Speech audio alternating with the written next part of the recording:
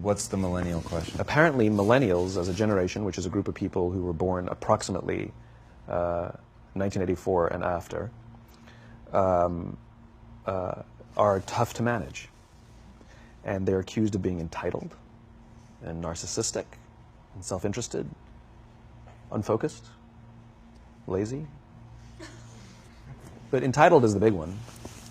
And because they confound leadership so much, what's happening is leaders are asking the millennials, what do you want? And millennials are saying, we want to work in a place with purpose, love that. We want to make an impact, you know, whatever that means. We want free food and beanbags. And so somebody articulates some sort of purpose, there's lots of free food and there's beanbags, and yet for some reason they're still not happy. And that's because they're missing, there's a missing piece. What I've learned is that I can break it down into four pieces, right? There are four things, four characteristics. One is parenting, the other one is technology, the third is impatience, and the fourth is environment. The generation that we call the millennials, too many of them grew up subject to, not my words, failed parenting strategies, you know? Where, for example, they were told that they were special all the time. They were told that they could have anything they want in life, just because they want it, right? They were told, some of them got into honors classes, not because they deserved it, but because their parents complained. And some of them got A's, not because they earned them, but because the teachers didn't want to deal with the parents. Some kids got participation medals. You got a medal for coming in last, right? Which the science we know is pretty clear, which is it devalues the medal and the reward for those who actually work hard. And it actually makes the person who comes in last feel embarrassed because they know they didn't deserve it. So it actually makes them feel worse, right? So you take this group of people and they graduate school and they get a job and they're thrust into the real world, and in an instant they find out they're not special, their moms can't get them a promotion, that you get nothing for coming in last, and by the way, you can't just have it because you want it, right? And in an instant, their entire self-image is shattered. And so you have an entire generation that's growing up with lower self-esteem than previous generations. The other problem, to compound it, is we're growing up in a Facebook, Instagram world. In other words, we're good at putting filters on things. We're good at showing people that life is amazing even though I'm depressed, right? And so everybody sounds tough, and everybody sounds like they got it all figured out. And the reality is there's very little toughness, and most people don't have it figured out. And so when the more senior people say, well, what should we do? They sound like, this is what you got to do. And they have no clue. Right? So you have an entire generation growing up with lower self-esteem than previous generations, right? Through no fault of their own. Through no fault of their own, right? They were dealt a bad hand, right? Now let's add in technology. We know that engagement with social media and our cell phones releases a chemical called dopamine. That's why when you get a text, it feels good, right? So, you know, we've all had it where you're feeling a little bit down or feeling a bit lonely, and so you send out 10 texts to 10 friends, you know, hi, hi, hi, hi, hi, because it feels good when you get a response, right? Right? It's why we count the likes. It's why we go back 10 times to see if my Instagram is growing slower. Did I do something wrong? Do they not like me anymore? Right? The trauma for young kids to be unfriended, right? Because we know when you get a hit of dopamine, which feels good. It's why we like it. It's why we keep going back to it. Dopamine is the exact same chemical that makes us feel good when we smoke, when we drink, and when we gamble. In other words, it's highly, highly addictive. Right? We have age restrictions on smoking, gambling, and alcohol, and we have no age restrictions on social media and cell phones, which is the equivalent of opening up the liquor cabinet and saying to our teenagers, hey, by the way, this adolescence thing, if it gets you down. But that's basically what's happening. That's basically what's happening, right? That's basically what happened. You have an entire generation that has access to an addictive, numbing chemical called dopamine through social media and cell phones as they're going through the high stress of adolescence. Why is this important? Almost every alcoholic discovered alcohol when they were teenagers. When we're very, very young, the only approval we need is the approval of our parents. And as we go through adolescence, we make this transition where we now need the approval of our peers. Very frustrating for our parents, very important for us. It allows us to acculturate outside of our immediate families into the broader tribe, right? It's a highly, highly stressful and anxious period of our lives, and we're supposed to learn to rely on our friends. Some people, quite by accident, discover alcohol and numbing effects of dopamine to help them cope with the stresses and anxieties of adolescence. Unfortunately, that becomes hardwired in their brains, and for the rest of their lives, when they suffer significant stress, they will not turn to a person, they will turn to the bottle. Social stress, financial stress, career stress, that's pretty much the primary reasons why an alcoholic drinks, right? What's happening is, because we're allowing unfettered access to these dopamine-producing devices and media, basically it's becoming hardwired, and what we're seeing is, as they grow older, too many kids don't know how to form deep, meaningful relationships. Their words, not mine. They will admit that many of their friendships are superficial. They will admit that their friends, that they don't count on their friends, they don't rely on their friends, they have fun with their friends, but they also know that their friends will cancel on them if something better comes along. Deep, meaningful relationships are not there because they never practice the skill set, and worse, they don't have the coping mechanisms to deal with stress. So when significant stress starts to show up in their lives, they're not turning to a person, they're turning to a device, they're turning to social media, they're turning to these things which offer temporary relief. We know, the science is clear, we know that people who spend more time on Facebook suffer higher rates of depression than people who spend less time on Facebook, right? These things balance. Alcohol is not bad, too much alcohol is bad. Gambling is fun, too much gambling is dangerous, right? There's nothing wrong with social media and cell phones. It's the imbalance, right? If you're sitting at dinner with your friends and you're texting somebody who's not there, that's a problem. That's an addiction. If you're sitting in a meeting with people you're supposed to be listening to and speaking, and you put your phone on the table, face up or face down, I don't care, that sends a subconscious message to the room that you're just not that important to me right now, right? That's what happens. And the fact that you cannot put it away is because you are addicted, right? If you wake up and you check your phone before you say good morning to your girlfriend, boyfriend, or spouse, you have an addiction. And like all addiction, in time, it'll destroy relationships, it'll cost time, and it'll cost money, and it'll make your life worse, right? So you have a generation growing up with lower self-esteem that doesn't have the coping mechanisms to deal with stress, right? Now you add in the sense of impatience, right? They've grown up in a world of instant gratification. You want to buy something, you go on Amazon, it arrives the next day. You want to watch a movie? Log on and watch a movie. You don't check movie times. You want to watch a TV show? Binge. You don't even have to wait week to week to week, right? I know people who skip seasons just so they can binge at the end of the season, right? Instant gratification. You want to go on a date?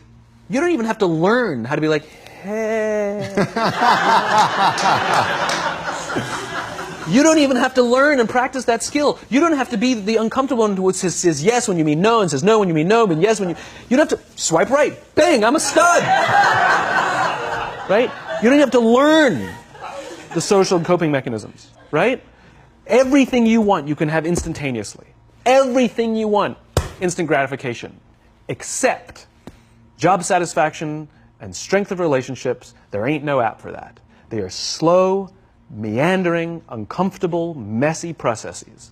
And so I keep meeting these wonderful, fantastic, idealistic, hardworking, smart kids. They've just graduated school. They're in their entry-level job. And I sit down with them and I go, how's it going? They go, I think I'm going to quit. I'm like, why? They're like, I'm not making an impact. I'm like, you've been here 8 months. You know? It's as if they're standing at the foot of a mountain. And they have this abstract concept called impact that they want to have in the world, which is the summit. What they don't see is the mountain. I don't care if you go up the mountain quickly or slowly, but there's still a mountain.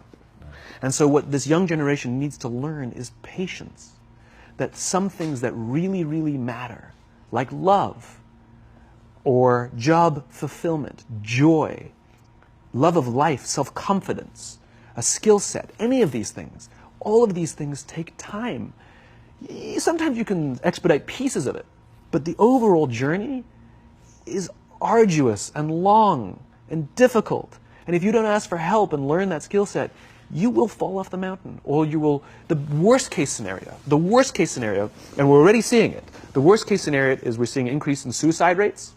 We're seeing an increase in this generation. We're seeing an increase in accidental deaths due to drug overdoses. We're seeing more and more kids drop out of school or take leaves of absence due to depression. Unheard of. These are all, this is really bad. The best case scenario, those are all bad cases, right?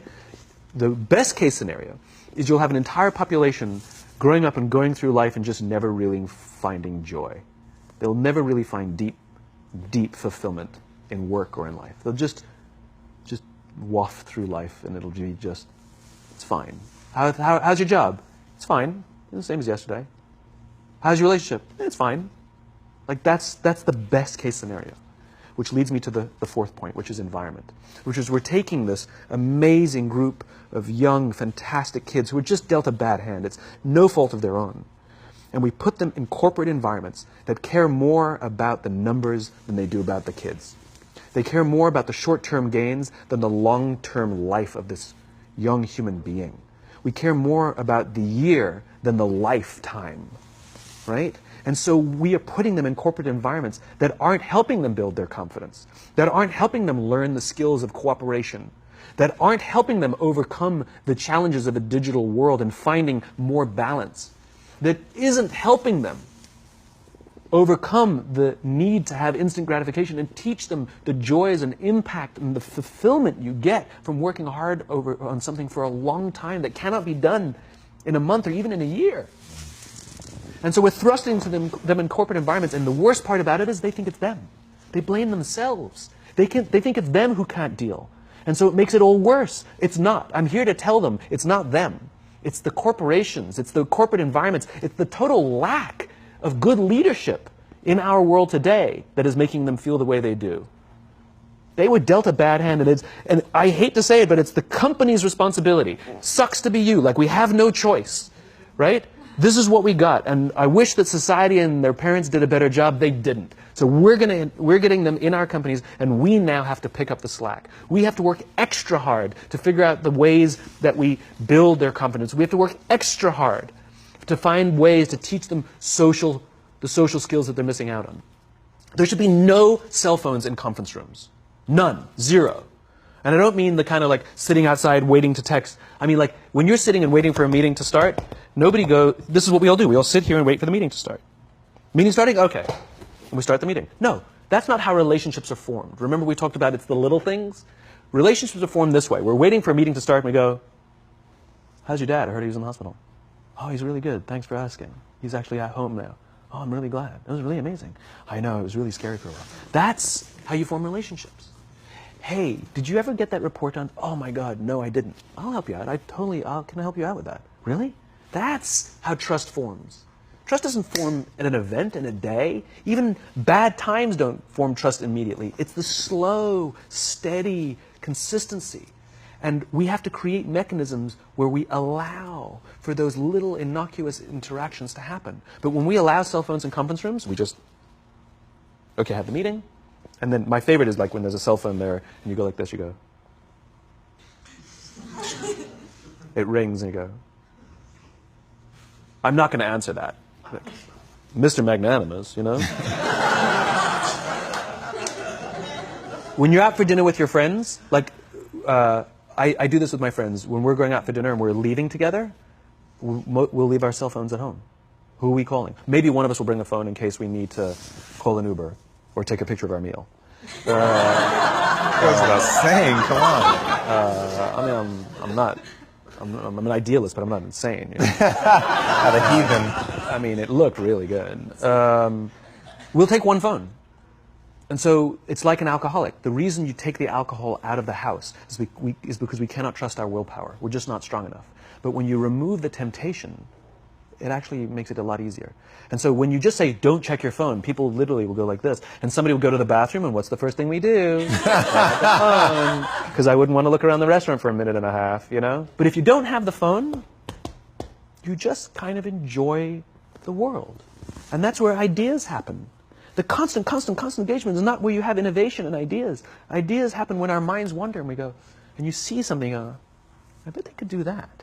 That's called innovation, right? But we're taking away all those little moments, right? You should not, and none of us should charge our phones by our beds. We should be charging our phones in the living rooms, right? Remove the temptation. You wake up in the middle of the night because you can't sleep, you won't check your phone, which makes it worse. But if it's in the living room, it's relaxed, it's fine. But it's my alarm clock. buy an alarm clock. They cost $8, right? I'll buy you an alarm clock, right? But the point is we now, in industry, whether we like it or not, we don't get a choice. We now have a responsibility to make up the shortfall and to help this amazing, idealistic, fantastic generation build their confidence, learn patience, learn the social skills, find a better balance between life and technology. Because, quite frankly, it's the right thing to do.